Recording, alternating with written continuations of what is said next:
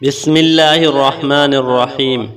روزہ بھی اسلام کا بنیادی رکن ہے، اس لیے قرآن حدیث میں صوم کا لفظ استعمال ہوا ہے، جس کے معنی اپنے آپ کو روکنا ہے۔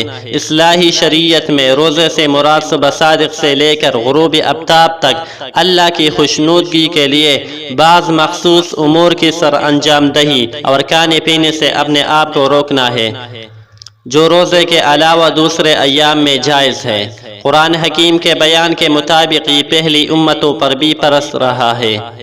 ارشاد باری تعالی ہے، یا ایھا الذین آمنوا کتب علیکم الصیام کما کتب علی الذین من قبلکم لعلکم تتقون۔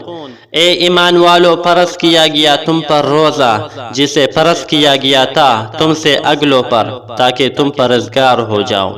مذکورہ بالا آیت سے جہاں روزے کا فرض ہونا ثابت ہوتا ہے، وہاں اس کو فرض کرنے کی حکمت بھی معلوم ہوتے ہے، اور وہ ہے تقوی کا حصول، جس سے مراد پرہیزگاری اور اللہ تعالیٰ کا خوف ہے، اور یہ دل کی اس کیفیت کا نام ہے جو انسان کو برائیوں سے روکتی ہے اور نیکیوں کی طرف راغب کرتی ہے۔ انسان کو نیکی کے راستے اور برائی کے راستے پر ڈالنے والی اہم چیز خواہش نفس ہے۔ خواہشات اگر اللہ تعالیٰ کی ہدایت کے تابع رہے تو انسان کی انفرادی و اجتماعی خوبیوں کے فروغ کا سبب بنتی ہے، لیکن جب خواہشات نفسانی ہدایت ربانی کی تابع نہیں رہتے تو انسان کو حیوانی سطح سے بھی گرا دیتی ہے۔ روزے کا اصل مقصد انسان کی خواہشات کو احکام الہی کی تابع کر کے اسے متقی بنانا ہے۔ جو شخص ہر سال اللہ تعالیٰ کی خوشنودگی کے خاطر پورا مہینہ اپنی بنیادی خواہشات پر قابو پانے کی مشق کامیابی سے مکمل کر لے تو اسے ضبط نفس کی وہ قوت حاصل ہوتی ہے جس سے وہ شیطان کی ہر ترغیب کا آسانی سے مقابلہ کر سکتا ہے۔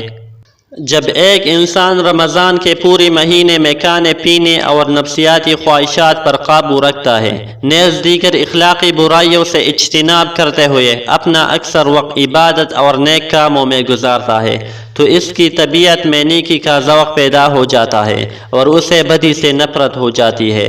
روزہ خواہشات نفسانی پر قابو پانے کی تربیت کے ساتھ ساتھ انسان کی انانیت، خود پسندی کا بھی مؤثر علاج ہے۔ جب انسان روزے میں بھوک اور پیاس کی شدت کے باوجود کھانے پینے کی اشیاء پاس ہوتے ہوئے بھی کچھ کھا پی نہیں سکتا تو اسے اللہ تعالیٰ کے سامنے اپنے بے چارگی کا احساس ہوتا ہے، اور یہ احساس جب دائمی کیفیت بن جائے تو انسان کی ہر خلاف شرعیت عمل سے روک جانے کی صلاحیت پیدا کر دیتا ہے۔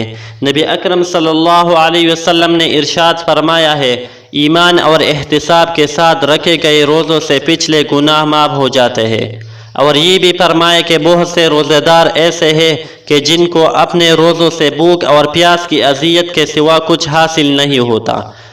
آپ صلی اللہ علیہ وسلم نے مزید فرمایا، اگر کوئی شخص روزہ رکھ کر بھی جھوٹ اور غلط کاریوں سے نہیں بچتا تو اس کا کھانا پینا چڑھانے سے اللہ تعالیٰ کو کوئی دلچسپی نہیں۔ جو روزے نبی اکرم صلی اللہ علیہ وسلم کے قول کے مطابق ایمان اور احتساب کے ساتھ رکھے جائے، ان کے ثواب کا اندازہ مندرجہ ذیل حدیثوں کے اس ترجمے سے لگایا جا سکتا ہے۔ آدمی کے ہر عمل کا ثواب اللہ تعالیٰ کے یہاں 10 گنا سے لے کر 700 گنا تک ہو جاتا ہے، لیکن روزے کی تو بات کچھ اور ہے۔ اللہ تعالیٰ فرماتا ہے، مگر روزہ تو خاص میرے لیے ہے، اس لیے اس کا ثواب میں اپنی مرضی سے جتنا چاہوں دوں گا۔ جو شخص اس رمضان میں کسی روزہ دار کو افطار کرائے گا، اس کے گناہوں کے لیے معافی ہے، اور وہ خود کو ناری جہنم سے بچا لے گا۔ اسے روزہ دار جتنا ہی ثواب ملے گا، جبکہ اس روزہ دار کے اپنے ثواب میں کوئی کمی واقع نہیں ہوگی۔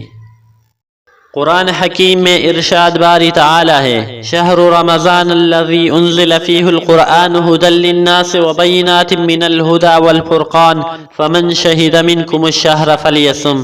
مہینہ رمضان کا ہے جس میں نازل ہوا قرآن ہدایت ہے واسطے لوگوں کے اور دلیل روشن، سو جو کوئی پائے تم میں سے اس مہینہ کو تو ضرور رکھے روزے اس کے۔ اس سے ظاہر ہوتا ہے کہ قرآن اور رمضان کا آپس میں بڑا گہرا تعلق ہے۔ قرآن کے مضامین انسان کی ہدایت و رہنمائی کا ذریعہ ہے، اور یہ ہدایت و رہنمائی حاصل کرنے کی اولین شرط تقوی ہے۔